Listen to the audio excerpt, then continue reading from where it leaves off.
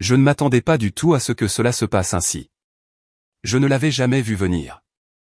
Une journée ordinaire, comme les autres, un moment de pure clarté qui allait tout changer. J'étais assis sur le canapé, zappant les chaînes, quand le bruit d'une portière de voiture qui claquait a attiré mon attention. Je n'y ai pas prêté attention au début, pensant que c'était juste le bruit habituel venant de l'allée du voisin. Mais quelque chose semblait anormal. J'ai levé les yeux juste à temps pour la voir. Camille, ma femme, entrant dans la maison avec une silhouette inconnue. Son visage ne m'était pas familier, mais sa posture respirait la confiance. Son jean était trop serré, et l'arrogance de sa démarche était indéniable. Il était plus jeune que moi. C'était évident. Je ne le connaissais pas, mais mon instinct m'a dit tout ce que j'avais besoin de savoir. Elle ne prenait même plus la peine de le cacher. Ce n'était pas que je n'avais jamais eu de soupçons. Les signes étaient là depuis des semaines, peut-être même plus longtemps, mais j'avais choisi de les ignorer. Les rentrées tardives, les sautes d'humeur soudaines, la distance dans sa voix quand elle me parlait. Elle avait été froide, presque comme une étrangère dans notre propre maison. Mais ça, c'était différent. Je pouvais voir le petit sourire en coin sur son visage alors qu'elle l'accueillait. C'était comme si je n'étais même pas dans la même pièce. Je me suis levé, le cœur battant à tout rompre dans ma poitrine. Je n'étais pas sûr si c'était le choc, l'incrédulité ou la colère qui commençait à bouillonner en moi, mais je devais agir. Je voulais crier, lui demander ce qui se passait, mais je suis resté silencieux, observant, attendant. L'homme m'a jeté un regard rapide, mais c'était comme si je n'existais même pas. Camille était occupée à faire la conversation avec lui, probablement à propos de quelque chose d'insignifiant, peut-être le temps qu'il faisait, mais je pouvais voir la façon dont elle riait. Ce n'était plus le même rire qu'elle m'accordait. Ce n'était pas chaleureux. C'était provocateur.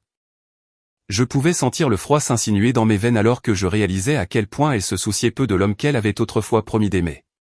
Je pouvais entendre le cliquetis de ses talons alors qu'elle se dirigeait vers la chambre. Je voulais la suivre pour la confronter sur le champ, mais je savais que je devais rester calme.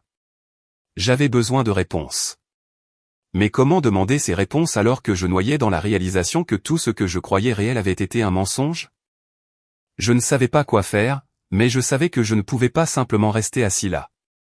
Je devais découvrir la vérité, peu importe à quel point cela faisait mal. Mais rien ne m'avait préparé à ce qui s'est passé ensuite. Les quelques heures qui ont suivi m'ont paru une éternité.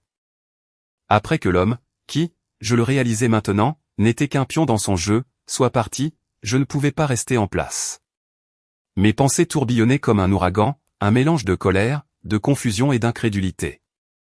Je n'arrêtais pas de repenser à la façon dont elle lui avait souri, à quel point ils semblaient à l'aise ensemble, comme si elle n'avait pas été mariée avec moi au cours des 5 dernières années.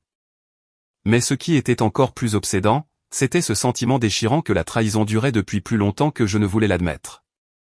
Je ne pouvais pas laisser couler. Je devais connaître la vérité. Je devais la découvrir de mes propres mains. J'ai essayé de me dire que j'exagérais peut-être, que j'imaginais peut-être des choses, que je cherchais quelque chose qui n'existait pas. Mais chaque minute qui passait sans la confronter me donnait l'impression de sombrer un peu plus dans un puits de désespoir. Alors, j'ai décidé de fouiller dans ses affaires. Pas seulement quelques objets personnels, mais tout. Son téléphone, son ordinateur portable, ses emails. S'il y avait une once de vérité cachée là-dedans, je la trouverais. Il n'a pas fallu longtemps avant que je trouve ce que je cherchais. Caché dans un dossier protégé par mot de passe sur son téléphone, se trouvait une série de messages entre elle et lui. Les mots m'ont frappé comme un coup de poing dans le ventre. Ils étaient explicites, graphiques et profondément intimes. Des choses qu'elle n'avait jamais partagées avec moi, des choses que j'avais du mal à me forcer à lire, mais dont je ne pouvais pas détourner le regard. Chaque message détruisait la vie que je croyais connaître. Il n'y avait plus moyen de le nier. Mon estomac s'est noué. Mes mains tremblaient alors que je faisais défiler l'écran de son téléphone, chaque message étant plus accablant que le précédent. Il se voyait en secret depuis des semaines, peut-être des mois. Les soirées tardives, les réunions de travail supplémentaires, les soirées improvisées entre filles qui n'étaient que des excuses. Mon esprit a repensé à toutes les fois où elle m'avait dit qu'elle était occupée ou fatiguée, tout cela pendant qu'elle couchait avec lui en cachette. Ma confiance avait été brisée et le poids de la trahison m'a frappé comme un train de marchandises. Je me suis adossé à la chaise, fixant l'écran, essayant de tout assimiler. Comment avait-elle pu? Comment avait-elle pu me faire ça? À nous? La vie que nous avions construite semblait s'effondrer autour de moi. Mais à cet instant, une pensée s'est imposée au-dessus de tout le reste. J'avais besoin de réponses. Mon cœur battait la chamade alors que j'entendais ses pas approcher. Elle était de retour, tout simplement, comme si de rien n'était. Comme si elle n'avait pas détruit tout ce que je croyais réel. Au moment où elle a franchi la porte, je n'ai plus pu me retenir. Je devais la confronter. Je ne pouvais pas simplement faire semblant que tout allait bien. Je me suis levé en lui tendant son téléphone. C'est quoi ce bordel, Camille? Ma voix était froide, teintée de quelque chose de brut et de primitif que je reconnaissais à peine. Ses yeux se sont écarquillés un instant, mais elle a rapidement masqué sa surprise avec ce faux sourire qu'elle perfectionnait depuis des mois. Qu'est-ce qui ne va pas, chérie? A-t-elle demandé, la voix dégoulinante d'une fausse douceur. Pourquoi es-tu si dramatique? Tu trouves que je suis dramatique, ai-je craché. Tu trouves que je suis dramatique alors que tu baises avec un mec dans mon dos? Son visage a pâli un instant, et pendant une brève seconde, j'ai vu une lueur de culpabilité dans ses yeux, mais elle a disparu aussi vite qu'elle était apparue. Elle a reculé d'un pas, secouant la tête avec incrédulité. Oh, ça suffit. Pas encore ça. Tu es ridicule. Ridicule, ai-je répété, la voix tremblante de fureur. Je ne suis pas ridicule, Camille. Tu m'as menti. Depuis combien de temps? Depuis combien de temps ça dure? Elle a pris une profonde inspiration, baissant les yeux vers le sol. Ce n'est pas ce que tu crois. Je n'ai pas pu m'empêcher de rire amèrement. Vraiment? Parce que les messages que je viens de trouver ne correspondent pas vraiment à ton histoire. Tu le vois depuis des mois, n'est-ce pas? Elle a fini par lever les yeux vers moi, et il était là, ce petit sourire en coin. Ce regard suffisant et satisfait que je détestais et que j'aimais à la fois autrefois. Tu ne comprends pas, a-t-elle dit d'un ton froid, presque condescendant. Je ne suis pas heureuse, d'accord? Je ne suis plus heureuse depuis longtemps. Tu as été tellement concentrée sur ta carrière, tellement occupée par tes propres affaires, que tu n'as même pas remarqué que je m'éloignais. J'avais besoin de quelqu'un d'autre, quelqu'un qui me voit vraiment. J'ai senti le sang quitter mon visage.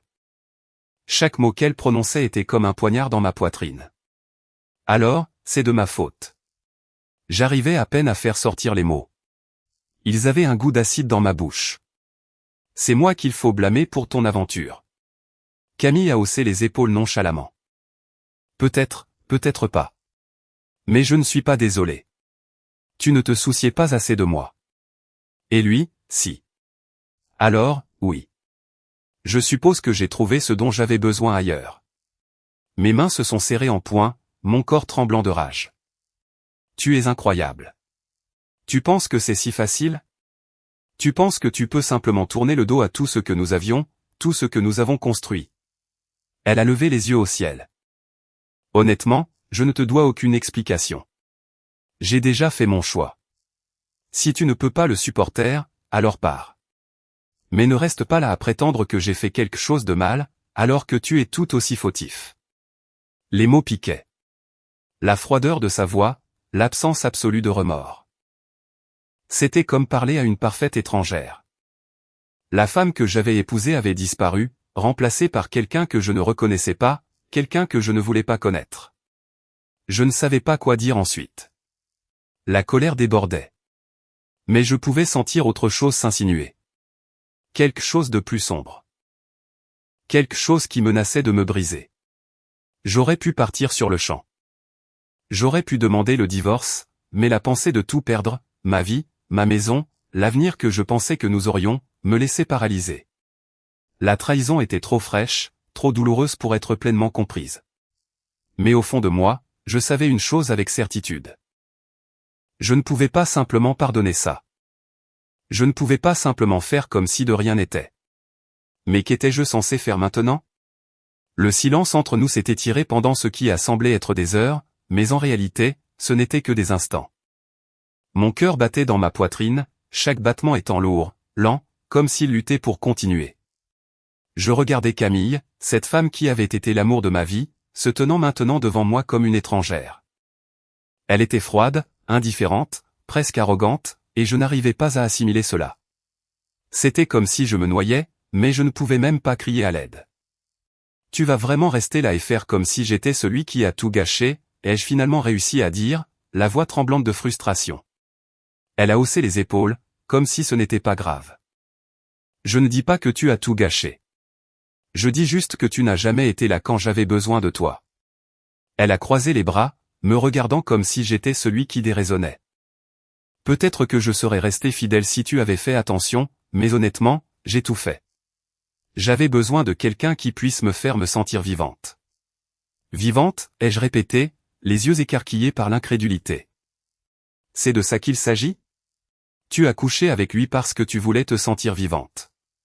Tu as tout foutu en l'air pour ça. L'expression de Camille ne s'est pas adoucie. Au lieu de cela, elle a eu un petit haussement d'épaule, un sourire suffisant tirant sur les coins de ses lèvres. Tu dis ça comme si j'avais commis un péché horrible, mais ce n'est pas le cas. Je prends juste soin de moi maintenant. J'ai passé des années à prendre soin de toi, de cette maison, de tout. Et où cela m'a-t-il mené? Coincé seul dans ce mariage sans amour. Je suis fatigué de faire semblant. Les mots m'ont frappé comme une gifle, chacun plus fort que le précédent.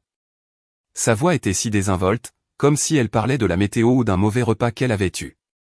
Elle n'avait pas l'air désolée. Elle n'avait pas l'air pleine de regrets. Elle n'était plus la femme que j'avais épousée. Elle était devenue quelqu'un d'autre. Pendant un instant, j'ai cru que j'allais perdre le contrôle. Je voulais crier, jeter quelque chose, exiger qu'elle implore mon pardon. Mais ensuite, j'ai réalisé que je ne voulais pas de ses excuses. Je ne voulais pas de ces mots vides de sens. Je voulais la vérité et je l'avais. Mais ça ne la rendait pas plus facile à digérer. Est-ce que tu tiens encore à moi, ai-je demandé, la voix plus douce maintenant, presque un murmure, comme si poser la question allait d'une manière ou d'une autre rompre le dernier fil qui maintenait ce mariage brisé. Ses yeux ont vacillé pendant un instant, juste une fraction de seconde, avant qu'elle ne se détourne. Tu en es encore là, hein? Bien sûr que je tiens à toi. Mais tenir à quelqu'un ne suffit plus. Ça n'a jamais suffi. Tu étais trop occupé avec ton travail, tes amis, ta vie en dehors de nous. Je n'étais qu'un détail. J'avais besoin de quelque chose de plus. De quelqu'un qui soit vraiment là. Je voulais lui crier dessus, lui dire à quel point elle avait tort, à quel point j'étais blessé. Je voulais lui rappeler toutes les fois où j'avais été là, toutes les fois où j'avais fait des sacrifices, mais ça n'avait aucune importance. La vérité, c'était qu'aucune quantité de mots ne ferait de différence maintenant. Le mal était fait. Et puis, quelque chose d'inattendu s'est produit. Elle a fait un pas vers moi, s'approchant, et j'ai instinctivement reculé d'un pas. Toute la conversation avait été une danse, une lutte pour le contrôle, mais maintenant, elle semblait chercher quelque chose. Ce n'était pas des excuses ni des remords. C'était quelque chose de plus sombre. Elle me mettait presque au défi de réagir. Tu es en colère, a-t-elle dit, la voix basse, presque amusée. Je le vois dans tes yeux. Mais tu ne feras rien. Tu vas juste rester assis là et me laisser te dire ce que je ressens depuis des années, et tu vas l'encaisser. Tu vas l'encaisser comme tu le fais toujours. Elle a légèrement penché la tête, m'étudiant. Tu as toujours été passif, ne réclamant jamais rien. C'est peut-être pour ça que je n'ai pas pu rester. C'est peut-être pour ça que j'ai fini dans son lit au lieu du tien. Ces mots m'ont coupé comme un couteau. Elle savait exactement comment me blesser, comment me faire me sentir plus insignifiant que je ne l'avais jamais été de toute ma vie. Le pire, c'était qu'elle n'avait pas tort. J'avais toujours été le gentil, celui qui essayait de maintenir la paix, qui gardait toujours ses émotions sous contrôle, qui s'assurait que tout le monde soit heureux. Mais dans le processus, je m'étais perdu. Et je l'avais perdu. Je ne peux pas faire ça, ai-je marmonné, la voix à peine audible. Je ne peux pas continuer à faire semblant que tout cela me convient. Les yeux de Camille ont brillé de quelque chose qui ressemblait presque à de la satisfaction, mais elle n'a montré aucune véritable émotion. Alors ne le fais pas.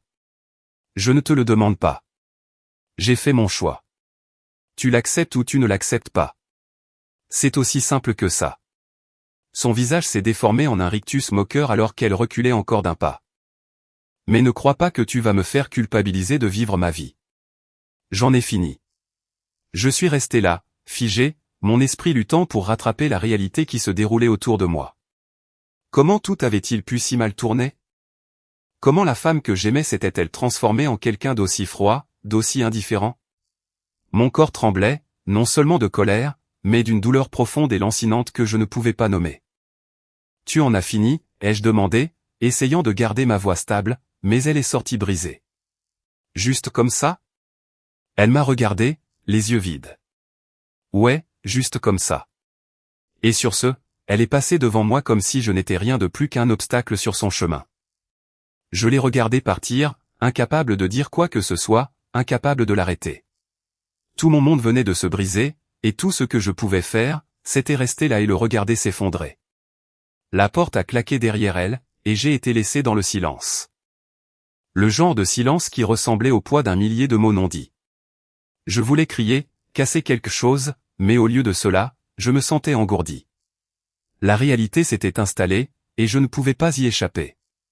Elle était partie, et elle ne reviendrait pas.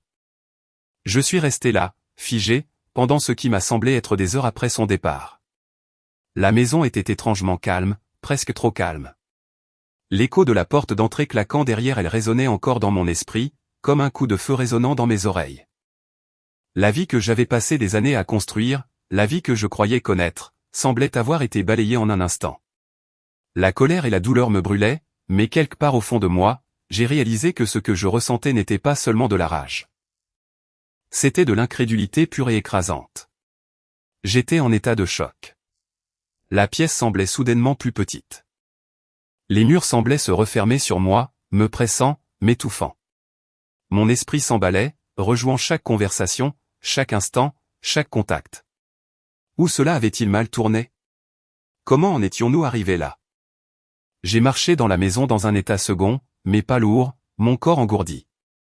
Je ne trouvais pas d'endroit où m'asseoir, alors j'ai simplement fait les 100 pas. Je suis passé devant la cuisine où nous avions partagé d'innombrables repas ensemble, le canapé où nous avions regardé des films, la chambre où nous avions construit des souvenirs. Tout cela me semblait étranger maintenant. J'ai atteint la petite étagère dans le couloir où nous gardions des photos de famille. J'ai fixé la photo de nous le jour de notre mariage, souriant, béatement ignorant que tout cela allait arriver. J'ai pris le cadre, sentant son poids dans mes mains. Le sourire sur la photo se moquait de moi maintenant, un rappel cruel de ma naïveté. Je voulais le jeter, le briser, mais à la place, je l'ai simplement laissé retomber à sa place sur l'étagère. Je ne pouvais pas détruire le souvenir. Pas encore. Une part de moi s'y accrochait toujours. La conviction que, d'une manière ou d'une autre, ce n'était pas réel. Mais c'était réel. Je me suis effondré sur le canapé, l'esprit bouillonnant. La douleur était comme une pression constante dans ma poitrine, se resserrant à chaque respiration. J'arrêtais pas d'essayer de comprendre, de trouver où ça avait dérapé, mais je ne pouvais pas isoler un seul moment. Ce n'était pas une dispute, un désaccord, ou une mauvaise décision. C'était une trahison lente et insidieuse. Camille s'éloignait depuis des mois, et j'avais refusé de le voir. J'avais refusé de croire les signes, de faire confiance à mon instinct. Mais maintenant il était trop tard. Le pire, c'était que je ne l'avais jamais vue comme cette personne-là. Pas en 1 million d'années. J'avais toujours connu Camille comme la fille qui me tiendrait la main pendant les moments difficiles, qui rirait avec moi jusqu'à en pleurer, qui serait là quand j'aurais besoin de quelqu'un. Elle avait été la femme sur laquelle je pouvais toujours compter, mon roc.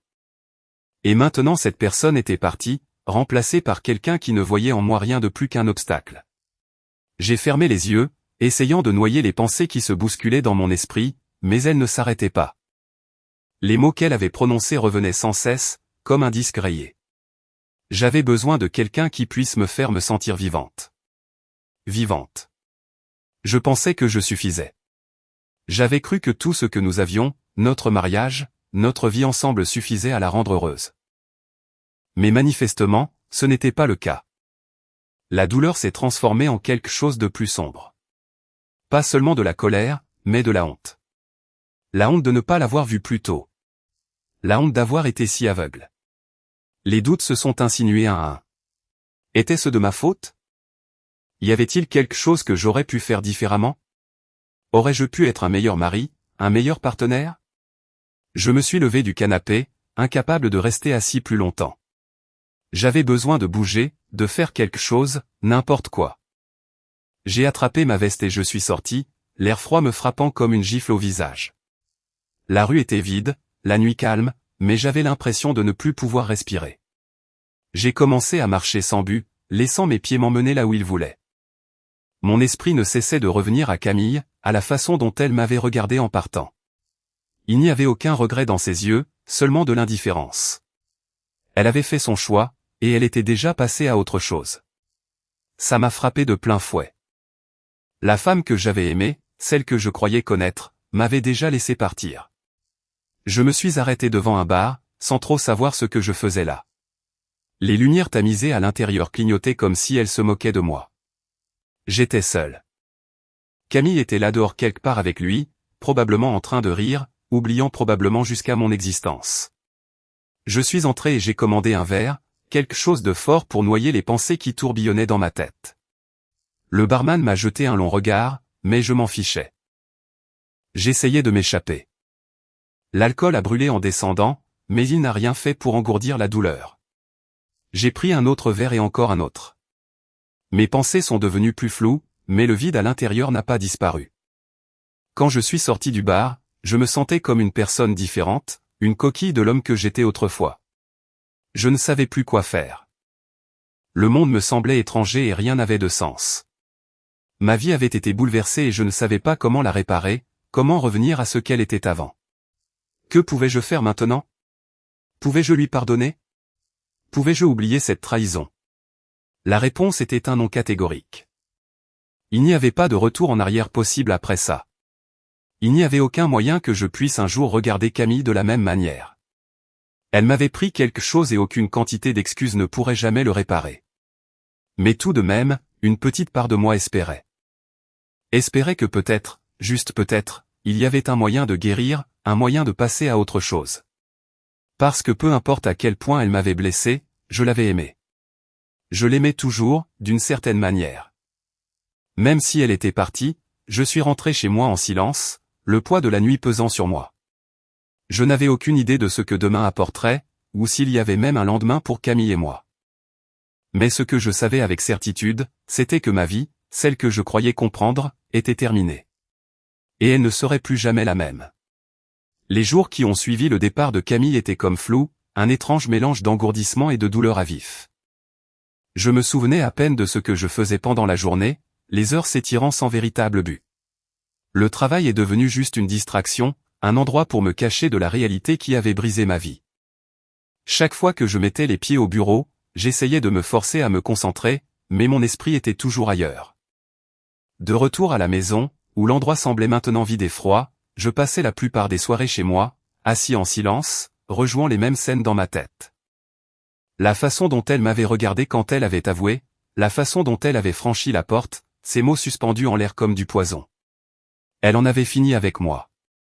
Et même si je l'avais entendu 1000 fois, cela ne semblait toujours pas réel. La trahison, les mensonges, tout ça, c'était comme un cauchemar dont je ne pouvais pas me réveiller.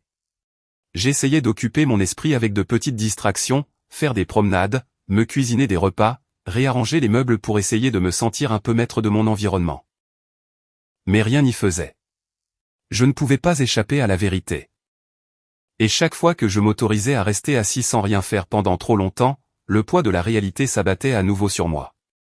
Je faisais les choses machinalement, mais sans aucune joie.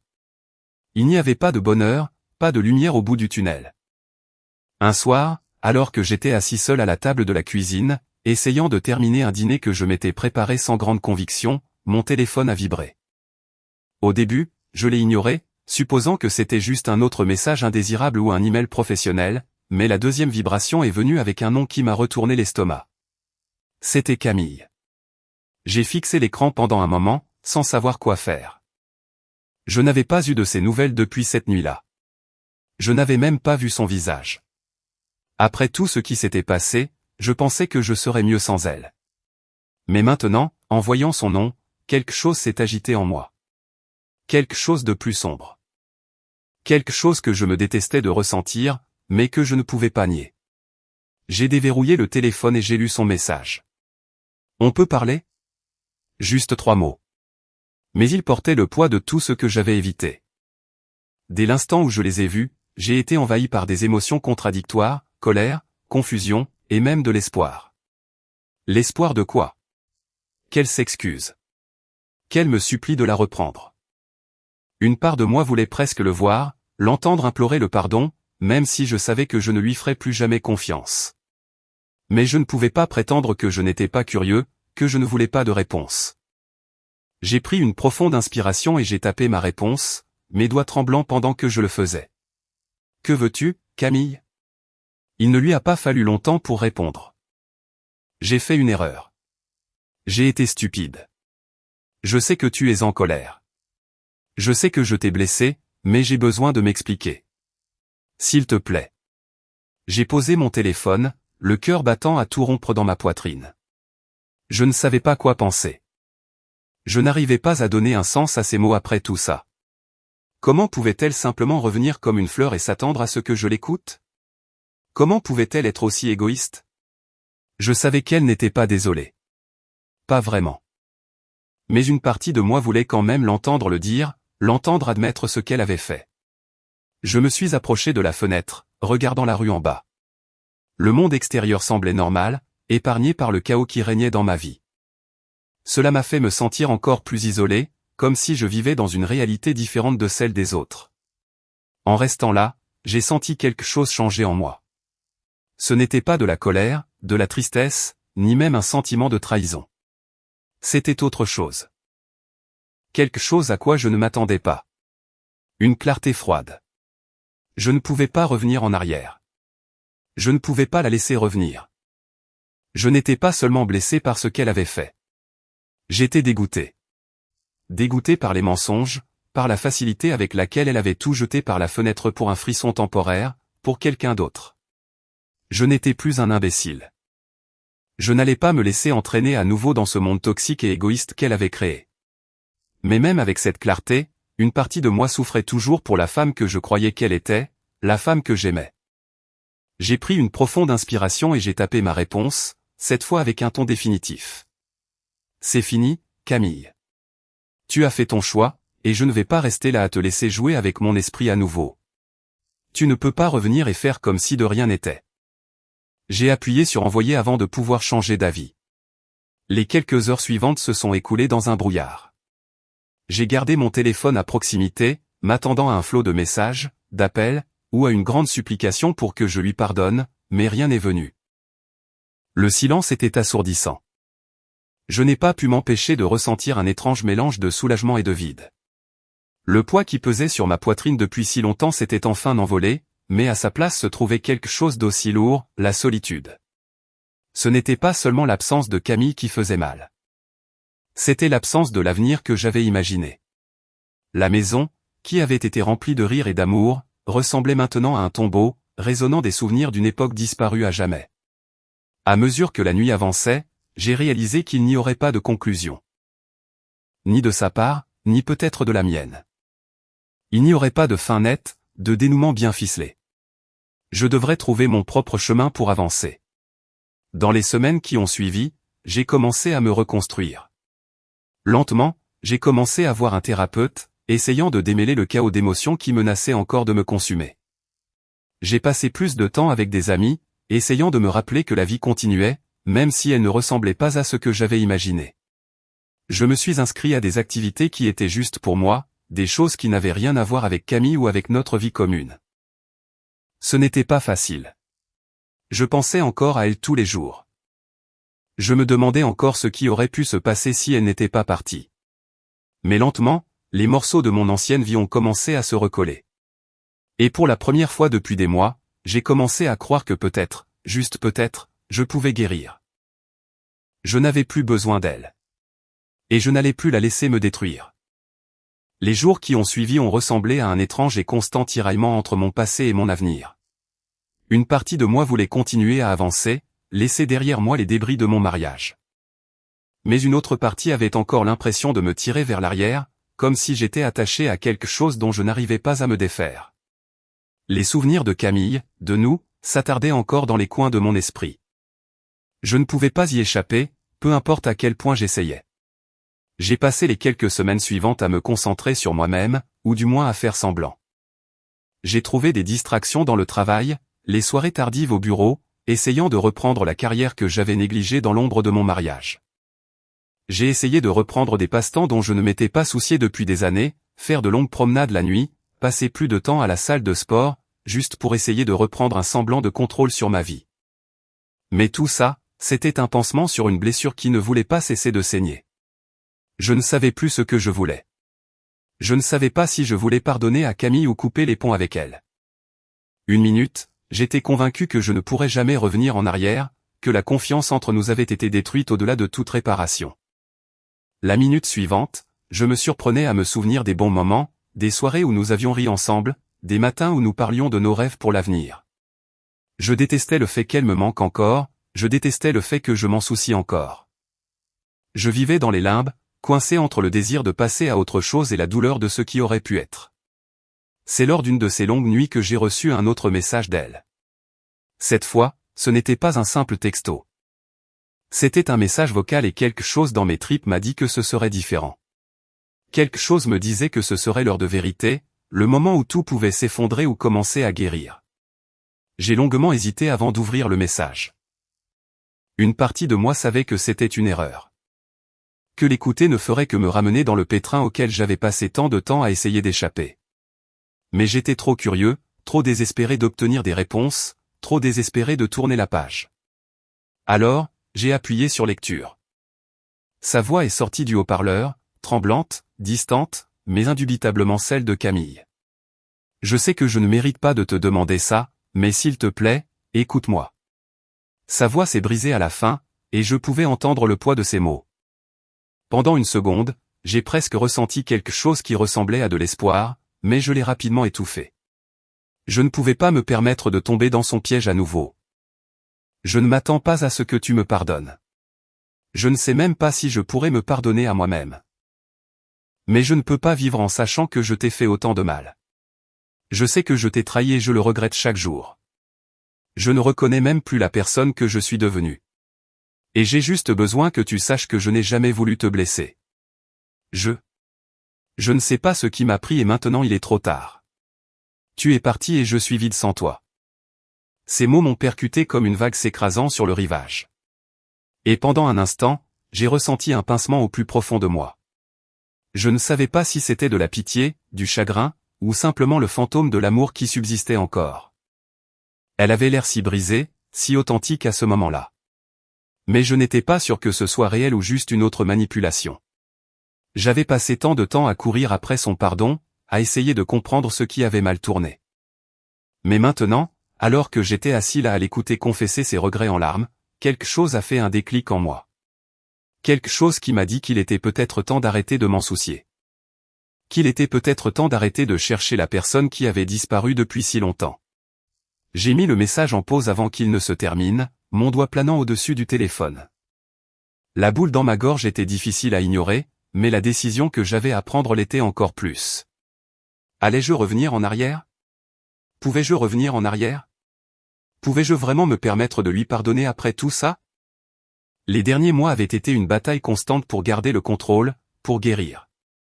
J'avais essayé de ramasser les morceaux de ma vie pièce par pièce, malgré le vide persistant.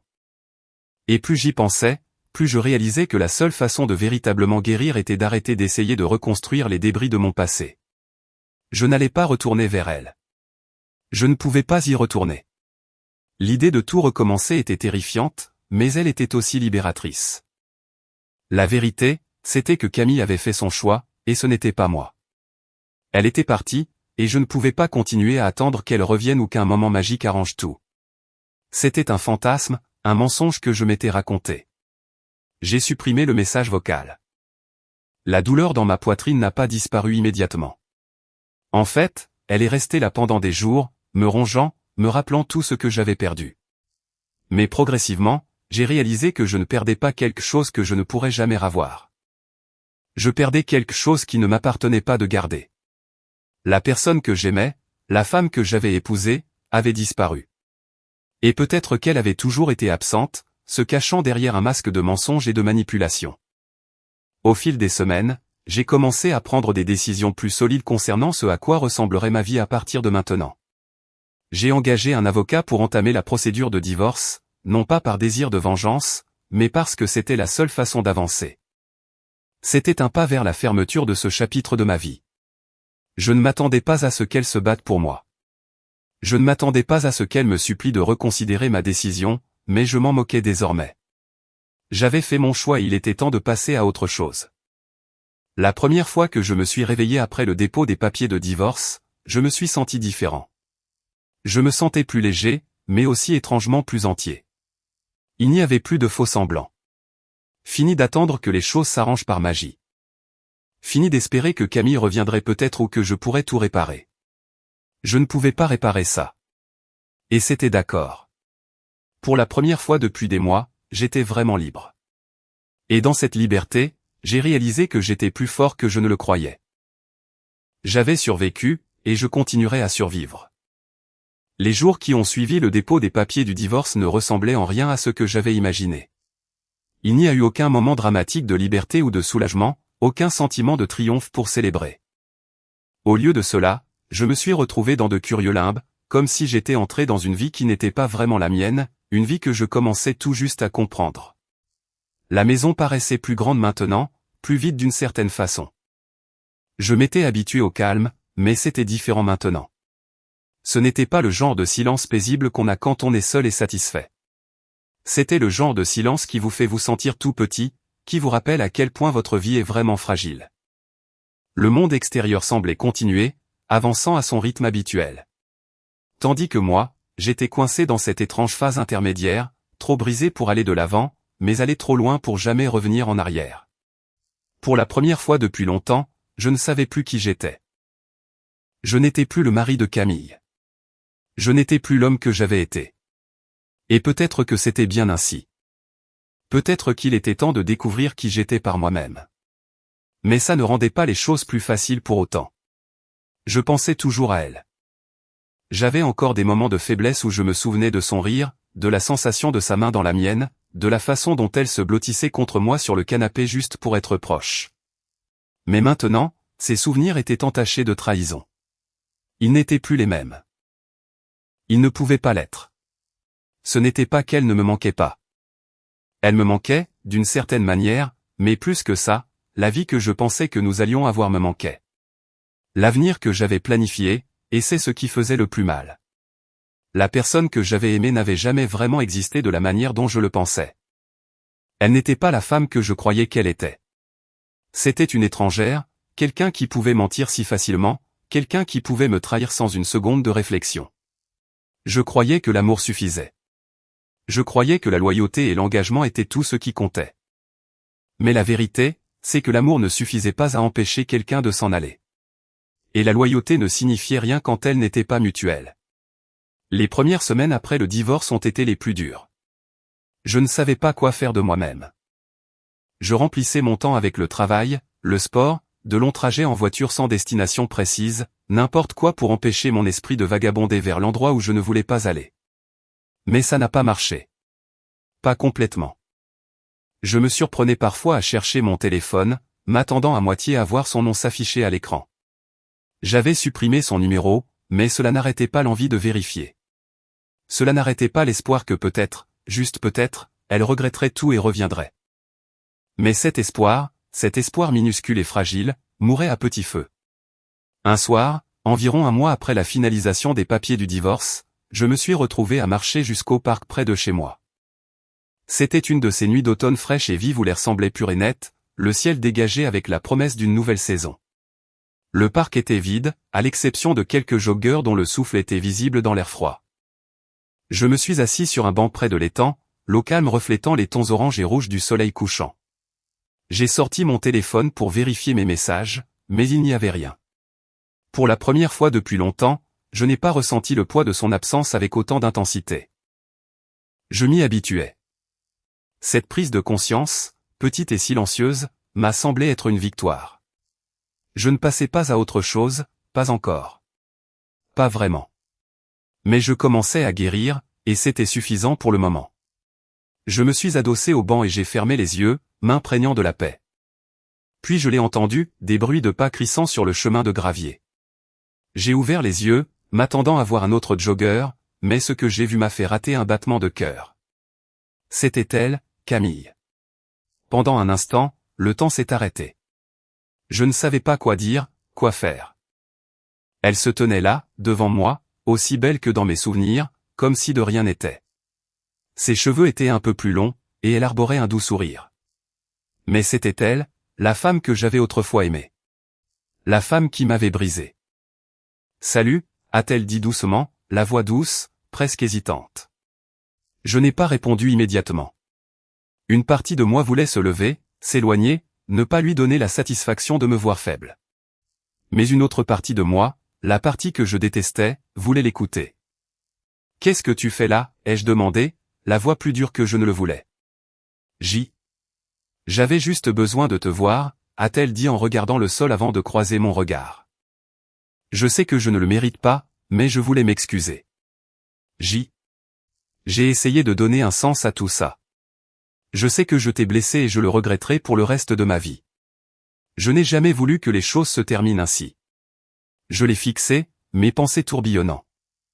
Une partie de moi voulait la laisser s'expliquer, entendre les excuses que je pensais ne jamais obtenir. Mais une autre partie de moi, celle qui avait reconstruit ma vie, ne voulait pas tomber dans le panneau à nouveau. Je ne sais pas ce que tu attends de moi, ai-je dit, mes mots devenant finalement froids. Je ne peux pas simplement oublier ce que tu as fait. Je ne peux pas oublier comment tu as menti, comment tu m'as trahi. Tu as tout détruit. Et je ne peux pas te laisser me faire ça encore une fois. Son visage s'est décomposé. Et pendant un instant, j'ai vu la femme que je connaissais autrefois, celle qui m'avait aimé, celle qui m'avait si profondément blessé. Je ne m'attends pas à ce que tu me pardonnes, a-t-elle dit doucement. J'avais besoin que tu saches que je suis vraiment désolé. Je sais que ça ne change rien, mais je devais le dire. Je suis resté assis là, sans savoir quoi répondre.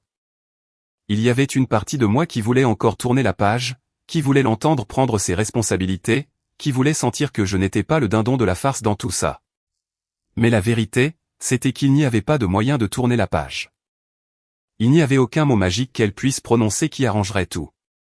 J'apprécie que tu dises ça, ai-je dit d'une voix assurée. Mais je ne peux pas revenir en arrière. Tu as fait ton choix et j'ai fait le mien. Je me suis levé, jetant un dernier regard sur elle, ressentant le poids de tout ce qui avait précédé. Adieu, Camille, ai-je dit. Je me suis retourné et je me suis éloigné, la brise fraîche frappant mon visage, dissipant le brouillard dans mon esprit. Je n'avais pas besoin d'elle pour réparer quoi que ce soit. Je n'avais pas besoin qu'elle revienne et me sauve. Je m'étais déjà sauvé tout seul. Et pour la première fois depuis des mois, je me sentais enfin libre. L'air nocturne était vif, et le poids de tout ce qui s'était passé pesait encore lourdement sur ma poitrine. Je m'étais éloigné de Camille pour la dernière fois, mais le chemin vers la guérison complète ressemblait encore à une bataille acharnée. Pourtant, alors que je traversais le parc, le décor familier semblait offrir quelque chose de différent, une invitation à la nouveauté. Le ciel s'assombrissait, et je me suis retrouvé immobile, à simplement respirer. Je ne ressentais plus de colère ni de tristesse, juste du vide. Mais ce n'était pas le genre de vide qui signifiait que j'étais brisé. C'était le genre de vide qui signifiait que j'étais libéré du passé, libre. Ça m'a frappé avec une force qui m'a surpris. Je n'avais plus besoin de regarder en arrière. Mon avenir était entre mes mains maintenant. Fini d'essayer de réparer un mariage qui avait volé en éclats. Fini de courir après des excuses qui ne viendraient jamais. J'avais tout le temps du monde pour me redécouvrir, pour reconstruire ma vie depuis le début. Je me suis retourné, marchant vers ma voiture, un sentiment de paix s'installant dans ma poitrine. J'avais pris la bonne décision. Mais alors que j'approchais du parking, quelque chose a attiré mon attention. Une voiture familière. Celle de Camille. Un sentiment nauséeux m'a tordu l'estomac alors que je fixais le véhicule garé quelques places plus loin. Que faisait-elle encore ici? Je venais de la quitter. Attendait-elle que je change d'avis? Pensait-elle qu'une confession émotionnelle suffirait à me ramener dans son monde? J'ai hésité. L'espace d'un instant, je suis resté figé, me demandant si je devais ou non l'affronter à nouveau. Mais ensuite, quelque chose a fait un déclic en moi. Non, elle ne méritait pas une autre chance. Je n'étais plus la même personne qui avait cru un jour que l'amour pouvait tout conquérir. J'avais appris à mes dépens que parfois, peu importe à quel point vous tenez à quelqu'un, les gens font des choix qui ne peuvent pas être annulés. Et je devais arrêter de me soucier de réparer ce qui était déjà cassé. Je me suis détourné, me dirigeant vers ma voiture avec détermination. Mais juste au moment où j'atteignais la portière, je me suis figé à nouveau. Là, se tenant sous la faible lumière du lampadaire près de sa voiture, se trouvait une autre silhouette. Un homme, grand, avec une carrure imposante, qui me semblait étrangement familier. Mon estomac s'est noué lorsque la reconnaissance m'a frappé comme un coup de poing dans le ventre. C'était le type. Celui que j'avais vu avec elle ce jour-là, celui qui s'était faufilé dans le dos de ma femme.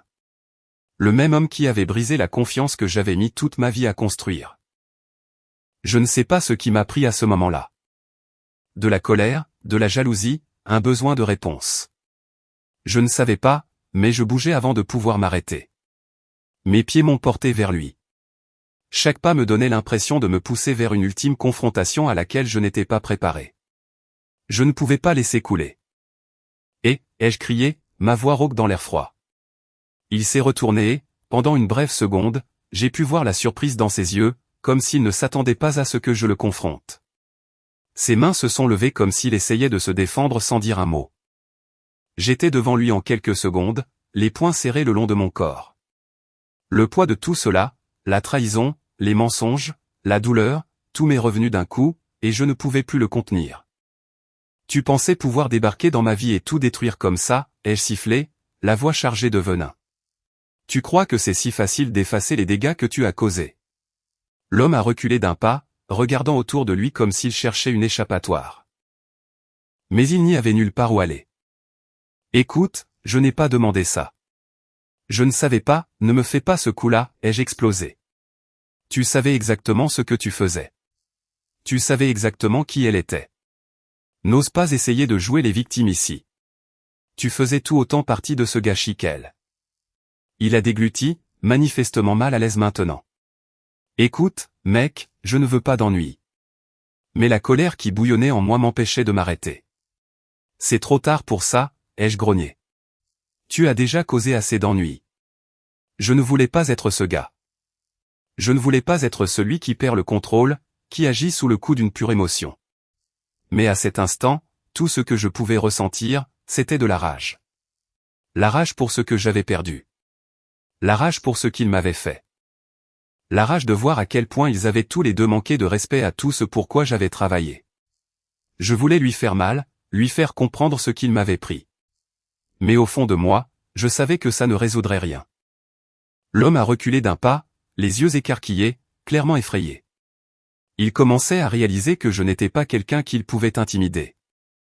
Mais juste au moment où je m'apprêtais à faire un autre pas en avant, mon téléphone a sonné. C'était un message. La notification a clignoté sur mon écran et mes mains se sont figées. J'y ai jeté un coup d'œil et ce que j'ai vu m'a tordu l'estomac de confusion et d'incrédulité. C'était de Camille. Je sais ce que tu t'apprêtes à faire.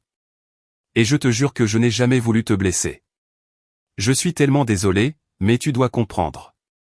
Je ne t'ai pas quitté pour lui. Je t'ai quitté parce que je ne pouvais pas être la personne dont tu avais besoin. J'étais perdu. S'il te plaît, parle-moi juste une dernière fois. Je te jure que tu auras les explications que tu mérites. Tu mérites de connaître la vérité. J'ai fixé l'écran pendant ce qui m'a semblé être une éternité. Mon esprit tournait à toute vitesse, essayant de digérer ces mots. Mais quelque chose en moi savait déjà quelle était la vérité.